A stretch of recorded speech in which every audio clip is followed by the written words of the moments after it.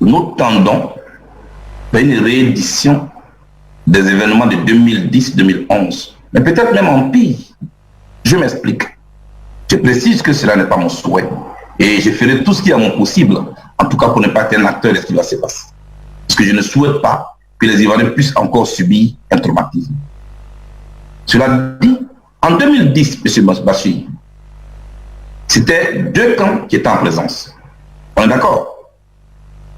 Le camp Gbagbo d'un côté, le camp Ouattara de l'autre côté. Mais au moment où je vous parle, les fronts se sont multipliés. Vous avez le camp Ouattara, le camp Soro, le camp Bédié, le camp Mambri Touakes, le camp Amontano, le camp Duncan, le camp Anaki, et j'en passe. Les fronts se sont multipliés. Est-ce que, à un moment donné, on ne peut pas dire pause, stop, arrêtons-nous là, organisons au moins des assises pour pouvoir éviter à la Côte d'Ivoire en pire ce qui a été produit en 2010. On peut certes gagner des élections, mais il faut aussi chercher à gagner la paix. Celui qui gagne dans la paix gouvernera dans la paix. Celui qui gagne dans la tension gouvernera dans la tension. Quel est le choix que les gens font? Je suis un peu, j'allais dire, choqué par tout ce que je regarde. Non, allons-y, il n'aura rien. C'est le même langage qu'il y a quelques années. Il faut penser aux Ivoiriens, de faire en sorte qu'on revienne sur une table pour poser ces problèmes, leur apporter des solutions. Parce que regardez bien, le président Laurent Gbagbo, il a des partisans. Charles Blé Goudé a des partisans. Mais les partisans du président Gbagbo souffrent de son absence. Même si je ne suis pas d'accord, du score que la CEI lui a accrédité en 2010, on dit 46%, selon eux, les chiffres. Mais 46% de combien d'Ivoiriens ou de combien d'électeurs allons-nous laisser de côté les ressentiments de ceux-là, ces nombreux milliers d'Ivoiriens, millions d'Ivoiriens, pour dire on s'en fout, on y va? Monsieur Bachir, voici mes inquiétudes. Je crains qu'il y ait encore regain de violence dans notre pays. Et je pense que nous avons la possibilité d'éviter cela. J'ai parlé. Parlons à présent de votre mentor, le président Laurent Gbagbo. Il y a des appels à candidature. Plusieurs Ivoiriens voudraient le voir concourir pour cette élection du 31 octobre. Mais on ne vous a pas encore entendu lui apporter votre soutien ferme, comme c'est le cas avec beaucoup de ses partisans. Charles Blé Goudé, pourquoi? Avant d'arriver à la candidature du président Gbagbo, je voudrais toujours dire aux leaders africains, au-delà du président Ouattara, il faut qu'on fasse en sorte que notre continent soit respecté. On ne change pas une constitution, on ne modifie pas une constitution comme on se brosse les dents tous les matins. Comme je suis d'un pays qui a été colonisé par la France, la constitution de la 5e République en France a connu sa première modification majeure en 1962 pour instaurer le suffrage universel direct. C'est-à-dire permettre au peuple français d'élire directement le président de la République. C'était en 1962. La deuxième modification majeure a eu lieu en 2000. Vous prenez 62, 2000. Vous faites le calcul vous-même. En 2000, c'était pour instaurer le quinquennat en remplacement du septennat. Voici les majeures modifications. Aux États-Unis, la dernière modification de la Constitution aux États-Unis a lieu en mai 1992. Et pourtant, des présidents se sont succédés. Mais chacun ne vient pas avec sa Constitution. Pourquoi? Pourquoi en Côte d'Ivoire, alors qu'on a modifié la Constitution en 2016, avec la complicité de beaucoup d'acteurs politiques, que je dénonce sur ce plateau, M. Bachir. Je trouve que ce n'est pas être un modèle que de légiférer selon ses petites ambitions du moment, selon ses petits calculs du moment, selon ses petits positionnements du moment, au détriment du peuple de Côte d'Ivoire. Je ne suis pas d'accord. La Constitution de 2016, qui a accouché d'un embouteillage institutionnel, président de la République, vice-président, premier ministre, Sénat, M. Bassi. Cela fait 1 mois que la Côte d'Ivoire n'a pas de vice-président, parce que le vice-président Daniel Decan a démissionné. Mais la Côte d'Ivoire vit toujours. Ça veut dire qu'on pouvait s'en passer. Cela fait 2 mois que le président du Sénat est à l'extérieur de la Côte d'Ivoire. La Côte d'Ivoire n'a pas de Sénat. Mais la Côte d'Ivoire n'a pas disparu de la carte du monde. On pouvait donc s'en passer. Et même prendre le budget du Sénat qui est de près de 3 milliards. 3 milliards de nos francs CFA par an.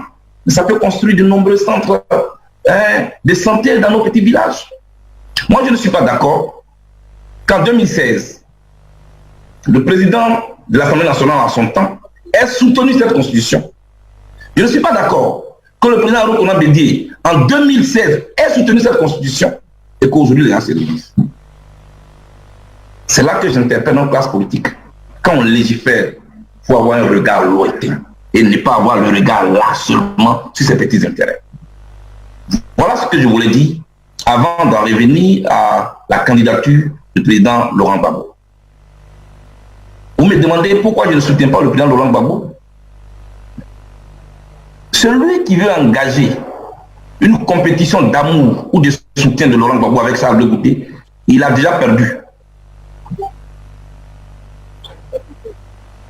Il a déjà perdu, je vous l'ai dit. Parce que je suis ici à La Haye, je ne lutte rien de personnel avec le président Ouattara. C'est mon soutien à la cause du président Laurent Gbagbo qui fait que je suis ici et je l'assume. Et je l'ai toujours assumé. Dans l'épreuve, dans la braise, j'ai été avec le président Laurent Gbagbo et nous sommes toujours dans la braise. Droit dans les yeux, face à des juges qui pourraient faire basculer ma vie dans le pire. J'ai dit que j'ai été pour Gbagbo hier, je le suis aujourd'hui et je le suis demain. Maintenant, moi je fais la différence entre le combat, les idéaux et la querelle. Donc il y a certains débats dans lesquels moi je ne suis pas. Je suis dans le combat du président Laurent Gbagbo. Alors le président Laurent Gbagbo, beaucoup d'Ivoiriens souhaitent qu'il soit candidat. Lui et moi nous sommes même en train de nous battre pour que nos noms soient sur la liste électorale. Alors, une fois cette phase terminée, le jour où le président Laurent Gbagbo sera candidat, on n'a pas besoin de venir taper à ma porte, toquer à ma porte pour que je soutienne le président Laurent Gbagbo. Tout comme en 2000, lorsque le président Laurent Gbagbo était face à un général de l'armée, le général Guy Robert, j'étais encore étudiant. Personne. Je dis bien personne n'est venu toquer à ma porte pour que je donne dos à l'agent militaire qui pouvait me tuer ou appeler à voter pour le président Laurent Gbagbo. En 2002, j'étais très loin de la Côte d'Ivoire quand il y a eu la rébellion. M. Bassi. Personne ne m'a téléphoné pour que je vienne en Côte d'Ivoire pour soutenir la République de mon pays. J'ai répondu simplement au battement patriotique de mon cœur. Là où le ministre de l'Intérieur était déjà mort, tué, c'est-à-dire celui qui est chargé de notre sécurité avait été tué, ça ne m'a pas empêché de braver ça et de venir en Côte d'Ivoire. Je ne suis pas dans une compétition d'amour de Laurent Gbagbo avec qui que ce soit. Le jour où ça viendra, je sais ce que j'ai à faire. Ma place a été toujours auprès de Laurent Gbagbo, ma place sera toujours auprès de lui. Ceux qui veulent s'amuser, je le dis encore, qu'ils aillent s'amuser ailleurs. Je vous remercie. Alors, Charles Blé Goudé, on arrive finalement au terme de cet entretien. Qui écrit avec insistance, il dit, et je vous le cite, concernant Simone Gbagbo, l'on vous soupçonne de soutenir plutôt sa candidature. Comment vous répondez à cela au moment où nous sortons de cet entretien? Mais, monsieur Bassi, tout cela, j'ai l'impression qu'on est dans un jeu de ping-pong, dans un petit jeu. D'abord, décider d'être candidat à une élection présidentielle, c'est une rencontre entre une personnalité politique et le peuple, dans des circonstances bien déterminées. Madame Simone Yves Gbagbo, dont vous parlez, n'a encore dit à personne qu'elle est candidate.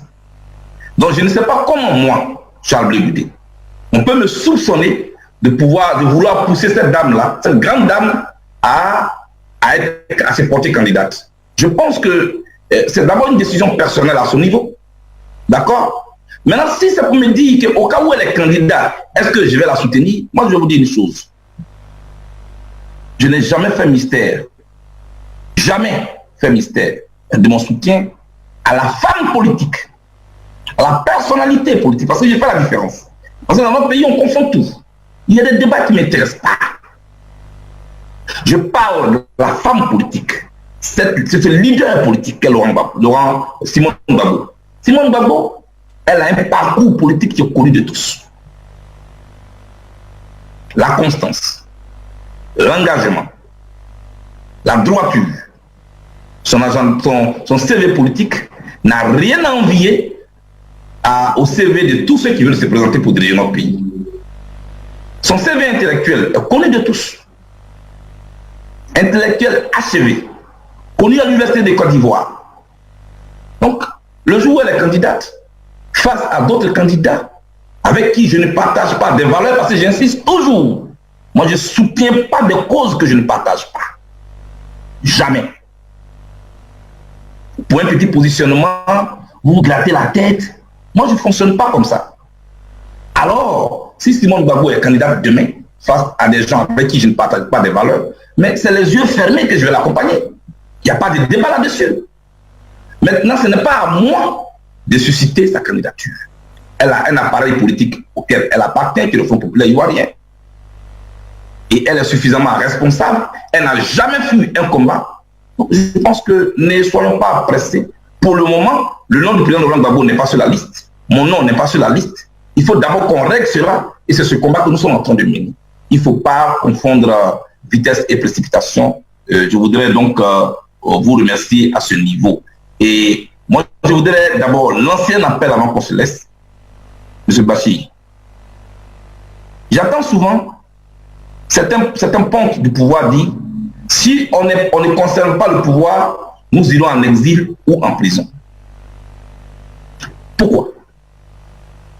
Pourquoi, quand dans notre pays, un régime perd le pouvoir, ses dirigeants doivent forcément aller en exil? Non. Non, non, non. Il faut qu'on fasse en sorte que cela ne soit plus. Au Ghana voisin, le président actuel du Ghana, Akufo-Addo, est au Ghana. Guerrero est au Ghana. John Kufuor est au Ghana. John Dramani est au Ghana. Et le Ghana se porte bien.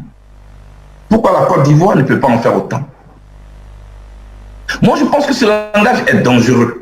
Créons plutôt les conditions d'une paix qui puisse favoriser une élection apaisée. En organisant de manière responsable ce que je propose, des assises en Côte d'Ivoire pour des élections apaisées. Créer les conditions. Faire en sorte que ceux qui sont en exil reviennent. Ceux qui sont en prison sortent des prisons. Et que la Côte d'Ivoire parte à des élections apaisées. C'est cela que le président Ouattara va léguer plutôt à la nouvelle génération. Ce qu'il va léguer à la nouvelle génération, ce n'est pas ce que je suis en train d'observer.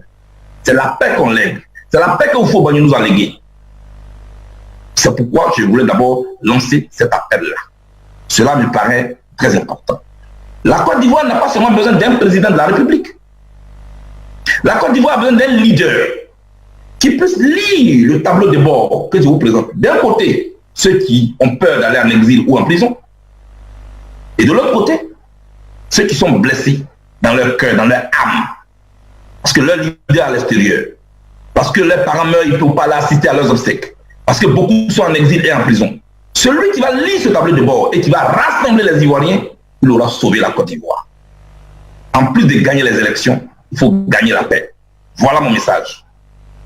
Merci infiniment Charles Blé Goudé et nous espérons vous retrouver très très bientôt, mais cette fois-là ce sera en terre ivoirienne. Mesdames et messieurs, vous l'avez suivi, Charles Blé Goudé était en direct sur Afrique Média, la télévision panafricaine.